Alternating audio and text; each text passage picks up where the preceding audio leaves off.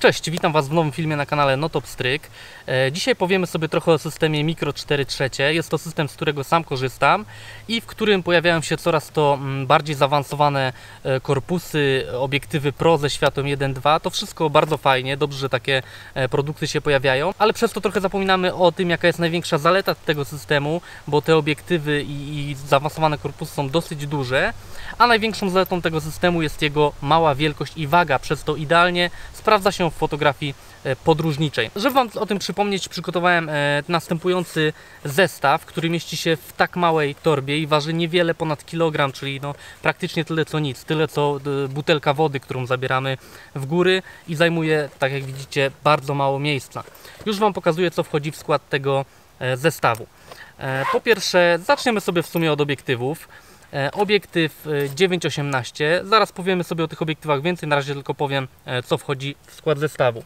Więc tak, obiektyw 9-18, obiektyw 45-1.8, obiektyw 40-150 i body EM10 Mark III razem z kitowym obiektywem 14-42 EZ.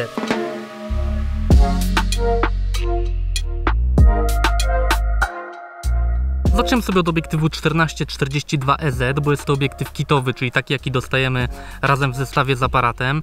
Jego główną zaletą jest właśnie bardzo mała waga i gabaryty.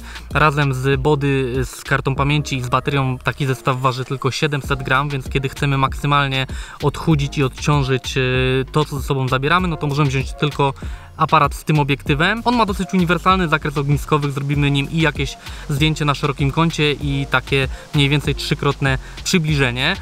Jak widzicie, jeśli go odkręcę, jest on bardzo malutki, więc taki zestaw jesteśmy w stanie zmieścić tak naprawdę nawet w kieszeni kurtki czy jakiejś bluzy. Większość obiektywów kitowych jest dosyć słabo wykonana. Tutaj jest z tym nieźle, nawet mamy metalowy bagnet. Większość obiektywów kitowych ma plastik. Oczywiście jakość obrazu nie jest jakaś super rewelacyjna, no bo podstawowe obiektywy tak już mają. Ale nie jest źle, obraz jest całkiem ostry i autofokus w tym obiektywie jest naprawdę szybki. Jedyną jego wadą jest to, że ma dosyć wolny elektroniczny zoom, więc kiedy chcemy tutaj przybliżyć i oddalić, no to chwilę trwa, ale da się z tym żyć.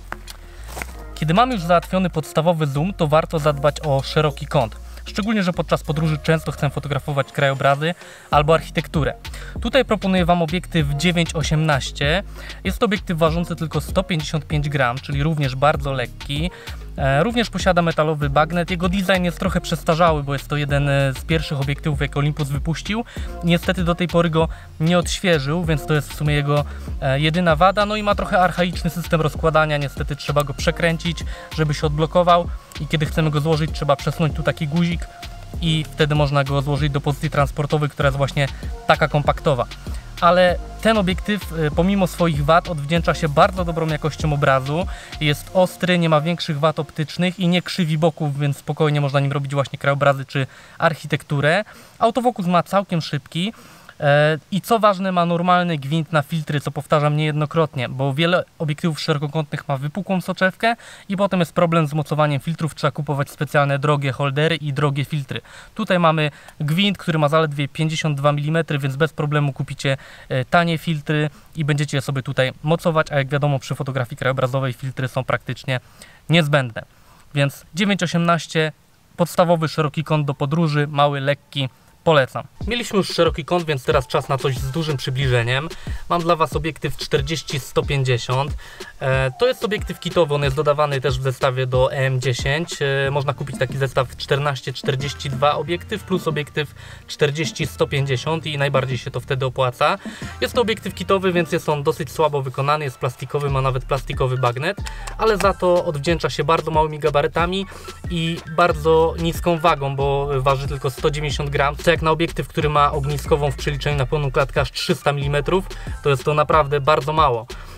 Sama jakość obrazu w przeciwieństwie do wykonania jest naprawdę ok. Byłem zdziwiony, że daje ostry, dobrej jakości obrazek, no bo jak bierzemy coś tak lekkiego i plastikowego do ręki, to wydaje się, że obraz będzie słaby, a tutaj tak nie jest, dlatego polecam Wam to szkło, tym bardziej jest ono bardzo tanie. No a duży zoom podczas wyjazdów się przydaje, przecież nieraz chcemy sfotografować jakiś detal w górskim krajobrazie albo nie wiem, żaglówkę gdzieś nad morzem.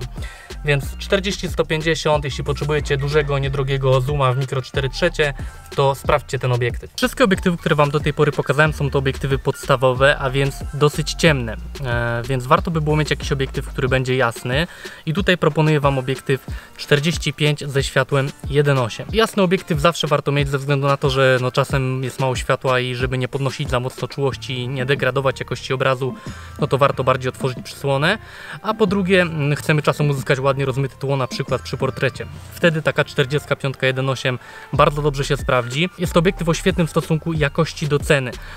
Kosztuje około 1300 zł, a daje bardzo ostry obraz, ładnie rozmywa tło, nie ma większych wad optycznych, ma szybki autofokus i jest naprawdę świetnie wykonany, a do tego jeszcze waży tylko 116 gram, no i jak widzicie jest hiper mały, jest bardzo małym szkłem. No i warto taki obiektyw sobie kupić. Ewentualnie jeśli 45 mm będzie dla Was za wąską ogniskową, to jeszcze Olympus ma w ofercie bardzo podobny obiektyw, ale z ogniskową 25 mm i spokojnie ten drugi również Wam mogę polecić. Na koniec zostawiłem body. Wybrałem model EM10 Mark III. Jest jeszcze na rynku EM5 Mark II, który jest uszczelniany, ale jest też trochę droższy, no i niedługo będzie miał pewnie swojego następcę. A M10 Mark III jest nadal aktualnym modelem, nowoczesnym i dobrym dla osób, które dopiero zaczynają swoją przygodę z fotografią i chcą się trochę bardziej rozwijać. Jest on po pierwsze prosty w obsłudze. Tutaj zostało zmienione trochę menu, mamy przycisk skrótu i specjalny tryb AP na obudowie, który daje nam szybki dostęp do wszystkich fajnych i specjalnych funkcji w tym aparacie, o których powiem Wam za chwilę. Sam korpus dla amatora będzie prosty w obsłudze, ale osoba bardziej zaawansowana również dobrze się tutaj odnajdzie, bo mamy dwa duże pokrętła do sterowania przysłoną i czasem, mamy sporo przycisków na obudowie, mamy tutaj chociażby na wybieraku ISO zdjęcia seryjne, szybko możemy też zmieniać punkty autofokusa, więc jak najbardziej dla osoby bardziej zaawansowanej też ten korpus będzie wygodny w obsłudze. Mamy wizjer elektroniczny całkiem dobrej jakości, to ważne, no bo jak mamy dużo światła, no to na tych ekranach nic nie widać. Mamy też dotykowy, odchylany ekran, on odchyla się w takiej płaszczyźnie, co się przyda, kiedy fotografujemy z jakiejś nietypowej perspektywy. Sam korpus jest dobrze wykonany, tak jak mówiłem, jest lekki i bardzo mały, ma szybki autofokus, trochę szkoda, że nie ma tutaj detekcji fazy, jest tylko detekcja kontrastu. Kiedy mamy dużo światła, autofokus jest bardzo szybki, on momentalnie ustawia ostrość, ale kiedy jest go mniej, to czasem lubi się pogubić. To, co przydaje się w tym aparacie na pewno, to 5-osiowa stabilizacja obrazu. Jest ona bardzo wydajna, a nie zawsze chce nam się albo mamy możliwość rozłożenia statywu w danym miejscu podczas podróży, więc tutaj ta stabilizacja często nam pomoże.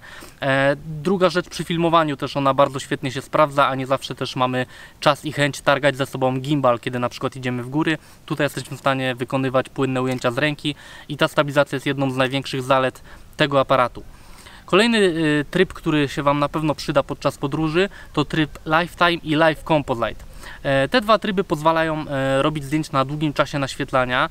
Jeden z nich pokazuje na ekranie w trakcie naświetlania, jak zdjęcie powstaje, czyli nie musimy na oko czekać, nie wiem, 5 minut, 6 minut, jak się zdjęcie naświetli i patrzeć na efekt, a potem robić kolejne, tylko widzimy sobie na ekranie, jak zdjęcie powstaje, jak ono się pojawia i kiedy uznamy, że jest już dobrze naświetlone, to po prostu kończymy je naświetlać. Live Composite jest rozwinięciem tej funkcji, również pokazuje na bieżąco, jak zdjęcie się naświetla, ale dodatkowo ignoruje raz naświetlone punkty jasne na zdjęciu i dorysowuje tylko nowe światło, które na tym zdjęciu się pojawi. Więc kiedy na przykład fotografuję na długim czasie schronisko w górach, to kiedy będą tam zapalone światła w środku, to one się nie przepalą, bo już raz je aparat zarejestrował, a tylko zostaną dorysowane nowe punkty świetlne. Więc jeśli ktoś mi przejdzie z latarką po szlaku, albo gwiazdy będą się przesuwać po niebie, to te punkty zostaną dorysowane. Bardzo fajny sposób, można to kreatywnie wykorzystać do malowania światłem i niejednokrotnie w swoim aparacie korzystałem z tej funkcji. Aparat posiada też ciekawą funkcję automatycznego HDR, czyli robienia zdjęć o wysokiej rozpiętości tonalnej. Wtedy on robi sobie kilka zdjęć i sam je łączy w jedno, żeby po prostu zdjęcie było odpowiednio naświetlone. Kiedy mamy jakieś kontrastowe, trudne warunki, na przykład jesteśmy w ciemnym wnętrzu, a na zewnątrz jest jasno i chcemy mieć zarejestrowane zarówno detale w środku, jak i na zewnątrz, no to warto sobie tego trybu użyć. No i jest on bardzo prosty w obsłudze dla kogoś, kto dopiero zaczyna swoją przygodę z fotografią. Aparat posiada również cichą migawkę, tak jak większość bezlusterkowców może on fotografować tylko na migawce elektronicznej i wtedy aparat w żaden sposób nie wydaje dźwięku. To jest dobre w wypadku, kiedy fotografujemy w jakimś miejscu, gdzie po prostu nie wypada, żebyśmy przeszkadzali no i wydawali dźwięki, albo kiedy nie chcemy po prostu zwracać na siebie uwagi. Kolejna rzecz, aparat ma Wi-Fi i jest do niego dedykowana ciekawa aplikacja Olympus Image Share. która nie dość, że służy do szybkiego przesyłania zdjęć, kiedy jesteśmy gdzieś w terenie i chcemy szybko opublikować zdjęcie, no to możemy je przerzucić na smartfona i wrzucić na Instagram albo Facebooka.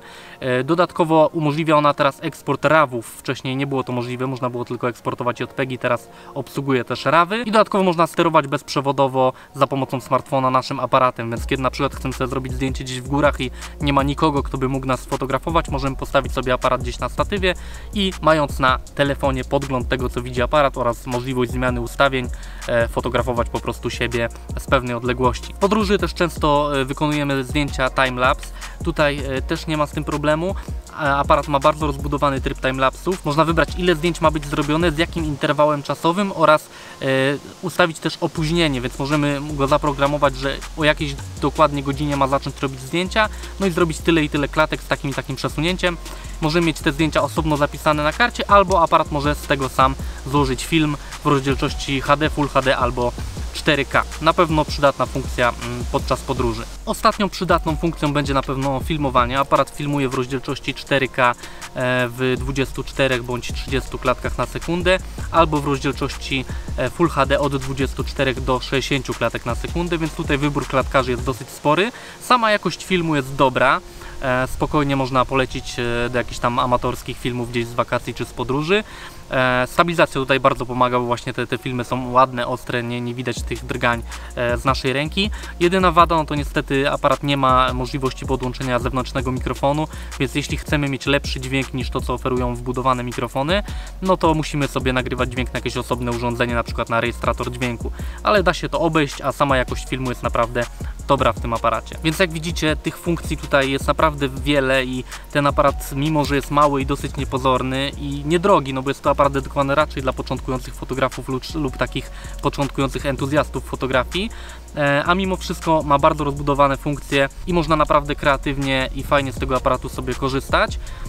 Większość amatorskich lustrzanek, które są na rynku i są w podobnej cenie, no nie ma tak rozbudowanych tych dodatkowych, fajnych funkcji. Oczywiście również można nimi robić świetne zdjęcia i dają dobrą jakość obrazu, ale tutaj jakby za podobną cenę moim zdaniem otrzymujemy więcej, a jeszcze do tego mamy bardzo mały i lekki korpus, który łatwo ze sobą zabrać. No i do tego mamy też zestaw bardzo małych i lekkich obiektywów, jak zresztą tutaj zobaczyliście. Więc tak już podsumowując, jak widzicie, no Olympus i ogólnie system Micro 4 oferuje, myślę, że najbardziej kompaktowe wymiary na rynku, jeśli chodzi o aparaty z wymienną optyką, daje duże możliwości. Oczywiście można by było zamiast tego wszystkiego kupić, nie wiem, kompakta z dużym zoomem, tak?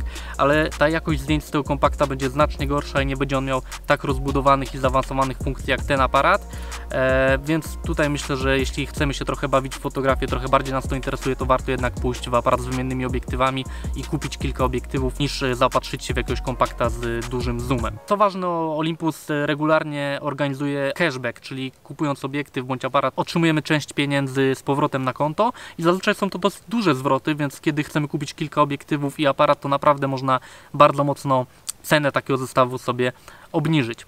Kolejna kwestia jest taka, że po prostu za małe rzeczy, za miniaturyzację trzeba swoje zapłacić. Dobrym porównaniem będzie tu na przykład kurtka turystyczna. Można kupić kurtkę za 400-500 zł, która będzie wodoodporna i będzie dobrze sprawdzała się w deszczu, ale będzie też ciężka i duża. A można kupić profesjonalną, bardzo lekką kurtkę sklejoną membraną, która waży kilkaset gram, ale kosztuje już 1500 zł, no bo właśnie płacimy za to, że to jest małe, lekkie, a dalej daje dobrą jakość i odporność na deszcz. Więc tutaj no, trzeba trochę zapłacić za miniaturyzację, ale myślę, że jeśli ktoś dużo podróżuje, to warto w to zainwestować. To tyle, co mam Wam dzisiaj do przekazania. Jeśli Wam się podobało, to zasubskrybujcie ten kanał i widzimy się niedługo. Ten aparat i te obiektywy będziecie mieli tutaj też podlinkowane pod tym materiałem, więc jeśli chcecie sobie taki zestaw kupić, no to znajdziecie linki poniżej. Widzimy się niedługo. Cześć!